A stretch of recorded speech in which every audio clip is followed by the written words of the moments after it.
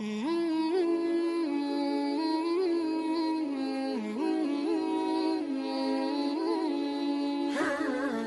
নিয়ে মায়ের মুখে অনেক গল্প শুনেছি, কিন্তু মনে হচ্ছে সবচেয়ে সুন্দর গল্পটি শুনেছি আমার ছোট মেয়েটার কাছে।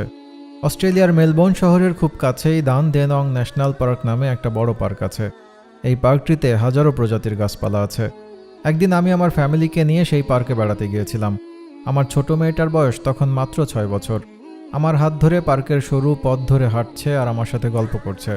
কিছুটা কৃষ্ণচূড়ার মতো দেখতে ক্রিপ মার্টল নামে খুব সুন্দর একটা গাছ দেখে মেয়েটা আমাকে জিজ্ঞেস করলো, বাবা, do you want this tree to be in your garden in the heaven? আমি একটা গভীর ভালোবাসা আর মুগ্ধতা নিয়ে আমার মেয়েটার দিকে তাকালাম। কি অদ্ভুত সুন্দর করে সে আমার কাছে জানতে চাইলো এমন একটা গাছ আমি আমার জান্নাতের বাগানে চাই কিনা। আমি সাথে সাথেই বললাম, অবশ্যই চাই মামুনি। আমার উত্তর শুনে সে বলল, তাহলে বলো সুবহানাল্লাহ। আমিও বললাম সুবহানাল্লাহ। এবার মেয়ে তার নিজের মতো করে বলে যাচ্ছে, তুমি কি জানো বাবা, তুমি যদি খুব সুন্দর একটা গাছ দেখে কিংবা ফুল দেখে বলো সুবহানাল্লাহ, তাহলে ফেরেশতাগণ সাথে সাথে জান্নাতে তোমার জন্য ঠিক একই রকম একটা গাছের বীজ বপন করবেন। তুমি একদিন জান্নাতে গিয়ে সেটা দেখতে পারবে। আমি একটু অবাক হয়ে বললাম, তাই? মেয়েটা একটু জোর দিয়ে বলল, হ্যাঁ বাবা, আমাদের টিচার মিস উমনা আমাদেরকে এই কথা বলেছেন। তুমি জানো বাবা, আমি ঠিক করেছি পথে কিংবা পার্কে দেখা সুন্দর সুন্দর গাছপালা থেকে 5000 গাছ আমি সিলেক্ট করব আর বলবো সুবহানাল্লাহ। আমি চাই জান্নাতে আমার অনেক বড় একটা বাগান হবে। সুন্দর সুন্দর এই 5000 গাছ দিয়ে চারপাশটা ঘেরা থাকবে। দেখতে অনেক সুন্দর হবে, তাই না বাবা? আমি মুগ্ধ হয়ে একটু কল্পনা করার চেষ্টা করলাম। তারপর বললাম, হ্যাঁ মামুনি, অনেক সুন্দর হবে। এই সব কথা বলে বলে মেয়েটা আমাকে সেদিন কাঁদিয়ে ছাড়ল। কারণ এরপর সে জিজ্ঞেস করলো, তুমি জান্নাতে আমার সেই বাগান দেখতে আসবে বাবা? প্রশ্ন শুনে আমার অশ্রু ভেজা চোখ লুকাতে আকাশের দিকে তাকিয়ে বললাম, আসবো মা, ইনশাআল্লাহ। সেদিন খুব দেখতে ইচ্ছে করছিল আমার মেয়ের জান্নাত আর তার কল্পনার বাগান। মেয়েটার এই কথাটা নিয়ে আমি পরে খুব ভাবতাম। জানার চেষ্টা করলাম তার ওই তুর্কি টিচার মিস উমনা কেন এমন কথা বললেন। পড়তে পড়তে পরে জানতে পারলাম এই গল্পের পেছনে আবার আরেকটা গল্প আছে।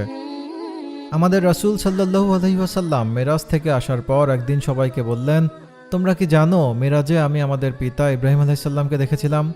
সবাই খুব আগ্রহ নিয়ে জানতে চাইলেন, ইয়া রাসূলুল্লাহ, আমাদেরকে বলুন কোথায় দেখা হয়েছিল আর কি কথা হয়েছে আপনার সাথে? নবীজি বললেন, ফেরার পথে আমি ওনাকে দেখতে পেয়েছিলাম। তিনি আমাকে দেখে বললেন, আপনার উম্মতকে প্রথমে আমার সালাম জানাবেন, তারপর তাদেরকে বলবেন আমি জান্নাত দেখেছি। জান্নাতের মাটি খুব সুন্দর আর উর্বর।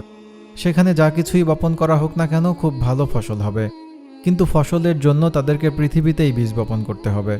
রাসূল সাল্লাল্লাহু আলাইহি ওয়াসাল্লাম বললেন, আমি আপনার এই কথা তাদেরকে জানাবো। তারপর ইব্রাহিম আলাইহিস সালাম বললেন, আমি আপনাকে খুব মূল্যবান 3টা বীজের কথা বলবো। আপনি আপনার উম্মতকে এই 3টা বীজের কথা জানিয়ে দিবেন।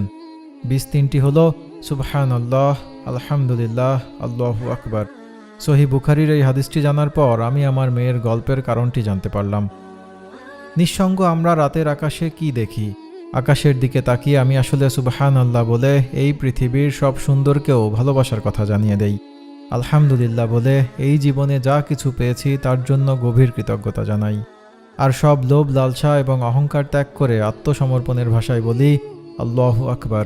রাতের আকাশের দিকে তাকিয়ে এই শব্দ 3টা বলা মাত্রই আমি অনুভব করি দূর আকাশের কোনো এক ছায়াপথ থেকে যেন একটু জান্নাতের আলো এসে আমায় ঘিরে ধরেছে।